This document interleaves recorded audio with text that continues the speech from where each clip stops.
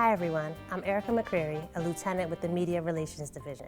And in celebration of Women's History Month, I have the honor of sitting and having a conversation over coffee with these tremendous women from our agency to discuss our trials and tribulations and the impact of women on law enforcement. So we're going to start with you, Sarge. Just tell us a little bit about yourself. I'm Sergeant Nicole McGowan. I've been on the department for about 11 and a half years now, and I'm an investigative supervisor within the Bowie Division Investigations. Thank you. Hi, I am Corporal Iris Acosta. I'm assigned currently to the Training and Education Division. Been on for about 16 years, and I pretty much am in charge of training experienced officers. I'm PFC Keisha Insien Abibio, and I am pushing just a little 4 years on the department, and I am privileged to be the school resource officer. Every day and every year counts. So 4 years is an accomplishment. Absolutely. All right, so briefly, what inspired you guys or motivated you all to join this profession?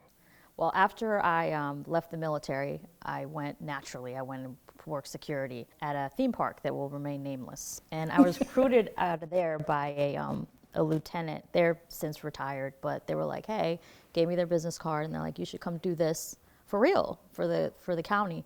And I applied, and the rest is history. Awesome. It was kind of like a natural, organic thing, I guess, military to police. Yeah, so for sure. Opened up an entire new world. I never thought I would be the police, but it made sense.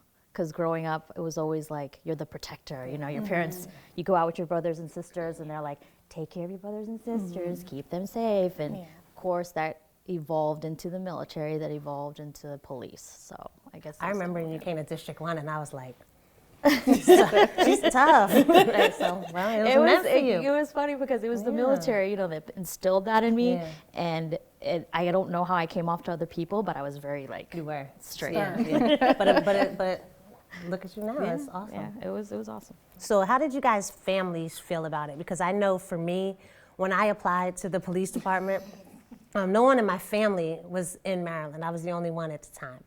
And I knew that they were going to be nervous and protective and afraid, so I just snuck and did it. And I was home one weekend in New Jersey visiting my mother, and my best friend's mother calls her on the phone. It's like, you didn't tell me Erica was going into the police academy. And I hear my mother on the phone. You know, this is probably, phones might have had cords then. Who told on you? My best friend's mother.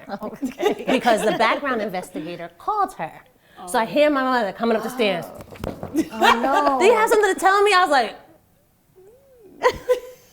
and then I got found out, and it was, Oh no. but here we are. So 17 years later, you know what I mean? Shoot, I wish I could say that, but I didn't tell my family till it was a month before graduation. What? My family did not know. Okay, well, my parents knew because I lived with them at that time. I remember going to try out, you know, the physical I didn't say a word. It was my third time going because every time I went, I would fail at the push-up part. Okay. So I started working out a lot, and my family just did not understand it. But I was not saying a word because police officer who? No, you're not doing it. So I remember it was my mom's birthday, January 5th. I'll never forget that day. And I left out. It was really cold, and my mom goes, it's my birthday, where you going? I'm like, oh, Mom, I'll be back. And I had that in my mindset, and I left, I went, and I made it. And then when I came back, I still didn't tell them till I brought my uniform in. So wait, hold on. What did they think you were doing? They thought that I was working out. Like, oh my God. For 6 months. No. So for my parents, they knew. But Okay. the rest of my family did not know. They just thought you were So for my parents, I didn't tell them till the academy was about to start. Because my family, we're from medical background. So it's more of doctors, It's nurses, always the doctor, pharmacists. lawyer, or nurse. And then as an African, oh no, you're not about to be a police officer. So when I finally told them, my mom looks at my dad, and my dad looks at my mom, and that's your daughter. No, that's your daughter. So, I mean, when I finally told the rest of my family, oh Lord, it was, really? That's what you just always have to be the rebellious. But now I tell you, they use that at the most. Oh, my niece or my she's a police officer. It's like they so proud of it now. And I'm like, look at you. Yeah. Absolutely. So we know that as officers, we have to wear so many hats and we have to be so multifaceted. We have to be masters of everything. And that comes from being flexible and fluid and adaptable and charismatic. So what attributes do you guys think that women specifically bring to the career? I think variety, same thing with communication. I think that's huge. I think, our way of problem solving is huge.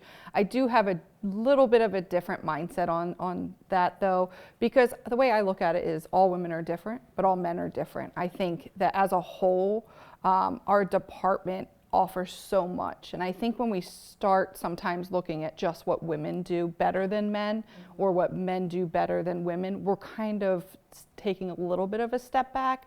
We should be very proud of everything that we have and everything that we do. But the goal is to move forward and not have this career looked at like a male dominated profession or just a man's profession, right? It's been so long since women have joined police departments, and yet we're still looked at as the minority within departments, that we're not doing enough. We have to do a little bit more. Yet we hit the same standards in the academy. Nothing's lowered for us to graduate compared to a man. We go out in the street, we do the same thing. So I do think women have specific attributes that they add, but I think men do as well. And for me, I like to look at it that way so that we don't, fall back into, well, this is a woman and a man's job. Because to me, this isn't a man's job anymore. This is a person's job. If you want to be a police officer, you can. Yeah, very valid. That's an excellent point. That being said, I know that as we discussed, we definitely are leveling the playing field. But do you guys think that there have been any barriers that you faced or any difficulties because you're a woman in law enforcement, or have you ever felt the need to prove yourselves? Yeah. I definitely feel like being a woman, I have to prove myself. Sometimes I call it the double, negative, but it's a positive in a way because it inspires me more because one, I'm a woman, and two, I'm a woman of color.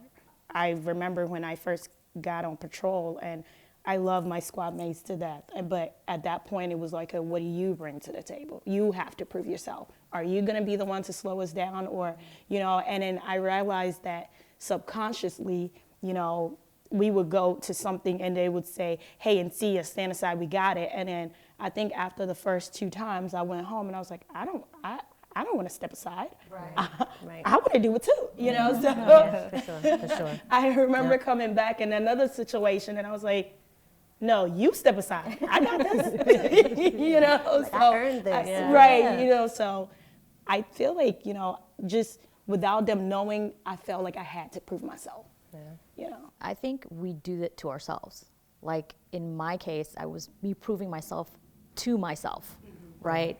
Proving that I'd earned the position to myself. Like I was given opportunities sometimes and, maybe given an opportunity that someone would think, oh, she got that opportunity because she was a woman. But in my head, I was like, okay, maybe that's what's perceived, but I'm gonna earn it, right? And I'm gonna show up early, I'm gonna leave late, and I'm gonna earn this opportunity. So it was always kind of like me versus me. We'd like to thank you for joining us for this week's episode of Coffee and Conversation, and we look forward to having you back here again with us next week. Take care of yourselves and see you soon.